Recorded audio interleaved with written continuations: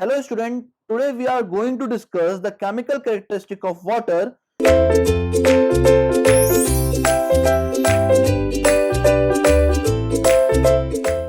We had subdivided the chemical characteristic into the following parts. First one is the total solid, next one is pH, hardness, nitrogen content, fluoride content and chloride content. Now we will see one by one each and every topic in detail, starting with the total solids. Now what is total solids? Total solid is the sum of suspended solids as well as dissolved solids. Now we want to determine the value of total dissolved solids that will be present in the water, for which we had taken the water in a container from a particular source which will contain water plus suspended solid plus dissolved solids. Now we heat that water at around 104 degrees Celsius. At this temperature, all the water will evaporate and only the dry residue will be left in that beaker. That will be the total solids and its quantity will be A. Clear? Now again we take the water of the same quantity from the same source and we pass it to the filter paper. When we pass it to the filter paper, then all the suspended impurity will be left over the top of the filter paper and water plus dissolved solid will be present in the container which is kept just below the filter paper. Now the filter paper is moist. We need to dry that filter paper to calculate the quantity of suspended solids present above the filter paper. Now we heat that filter paper or we kept that filter paper in an oven at around 104 degree Celsius. Okay. Now at this temperature, all the water will evaporate and only the suspended impurities will be left over the filter paper and its quantity will be B. Now if we want to determine the total dissolved solid, we need to subtract the suspended solid from the total solid, so it will be A minus B. That will be the value of total dissolved solids. So this method is very accurate for the determination of total dissolved solids. That's why we will use this method nowadays. Okay. Another method of determination of total dissolved solids is the electrical conductivity test. It is an approximate method of determining the total dissolved solids. Okay. Now in this test, diionic testers are used to measure the electrical conductivity in micromho per centimeter at 25 degrees Celsius. When we have the value of electrical conductivity, we just multiply it with the correlation factor which will be equals to 0.65 and we get the value of total dissolved solids as an approximate value. Okay. Now this method will give you the approximate value. That's why this method is outdated and we don't use this method for the determination of TDS. Now we will see what will be the desirable limit and permissible limit of total dissolved solids. For drinking purpose, the desirable limit of total dissolved solids is 500 milligram per liter, and for all the other purposes permissible limit is 2000 milligram per liter. It means that if the water is having total dissolved solids less than 500 milligram per liter, then that water is suitable for the drinking purpose, and for all the purpose the total dissolved solid should be less than equals to 2000 milligram per liter. This will be according to the Indian Standard Code. Okay. Now we need to determine the permissible value of total suspended solids. So as per the Environmental Protection Agency, the total suspended solid should be less than 30 milligram per liter for drinking purpose. Okay, that will be the total solid parameter. Moving on to the next, that is the pH. Now what is pH? pH is an indicator to measure the acidity of the water sample. Now it generally measures the acidity of the water sample. If the concentration of H positive ions is more in the water, then the water will be of acidic nature. So we generally use the pH as an indicator to measure the concentration of H positive ions. Now we know the formula, that is the pH plus pOH will be equals to 14, because the whole scale is of 14. That's why pH plus pOH is equals to 14. Now if we have pH value, we can easily determine the pOH value from this formula. Okay. Now another formula of concentration of H positive is if pH is given, then pH is equals to minus log with base 10 concentration of H positive ion. Similarly, POH is equals to minus log with base 10 concentration of OH negative ion. But from both this formula, the concentration will comes out as moles per liter. But in the question, they always demand the concentration in terms of milligram per liter. So we need the conversion of moles per liter into milligram per liter. We will see how we can convert the moles per liter into milligram per liter. Okay. Now, what is the acceptable limit of pH as per the IS code? The acceptable limit for pH is 6.5 to 8.5. It means that if the pH ranges from 6.5 to 8.5, then that water is fit for drinking purpose. Okay.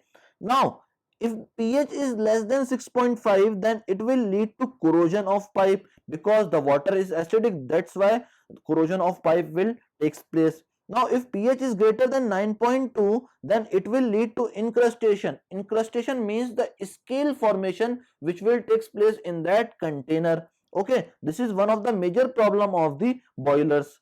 Clear?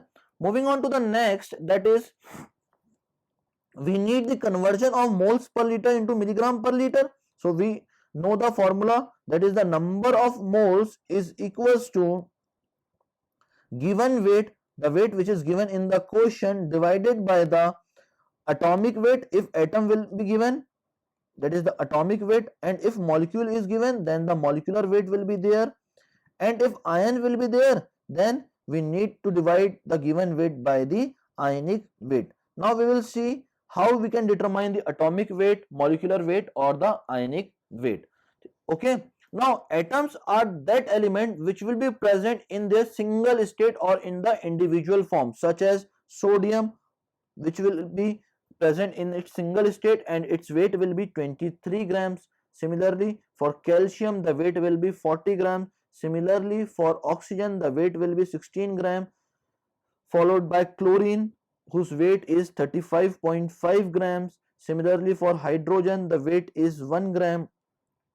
Magnesium 24 grams, aluminium 27 grams, nitrogen 14 grams, carbon 12 grams. Okay, now some more atoms will be there, but we had write only this much of atom, and we will see when the atoms comes we will derive its weight also. Okay, now we will move to the molecular weight. When atoms combine, they will form the molecule. Okay, now the molecular weight of NaOH, here one Na will be present, so the weight of Na will be 23, the weight of oxygen will be 16, and the weight of hydrogen will be 1. So its total molecular weight will be 40 gram. Similarly, the weight of carbon dioxide, its weight will be 44 gram. The weight of NO2, its molecular weight will be 46 gram. Followed by HCl, its molecular weight will be 36.5 gram. Similarly, for H2O, its molecular weight will be 18 grams. For MgOH whole twice, the molecular weight will be 58 grams. Clear? Now we need to determine the ionic weights, for which we are going to just calculate the equivalent weight which will be equal to the ionic weight. So the ionic weight of H positive, the weight of H is 1 gram. Now we need to determine the ionic weight of H positive, so we will divide the weight of hydrogen by the charge present on that, that is 1. We don't need to write the sign here, only we need the value. So 1 by 1, it will be equals to 1 gram. So the ionic weight of H positive will be equals to 1 gram. Similarly, for carbonate CO3 2 negative, its total molecular weight will be 60 gram and it will contain a charge of -2. So we had divided this by 2 and we will get the value as 30 gram. So that will be the ionic weight of carbonate. Similarly, the ionic weight of calcium 2 positive is 40 gram divided by 2 because the charge is 2 here.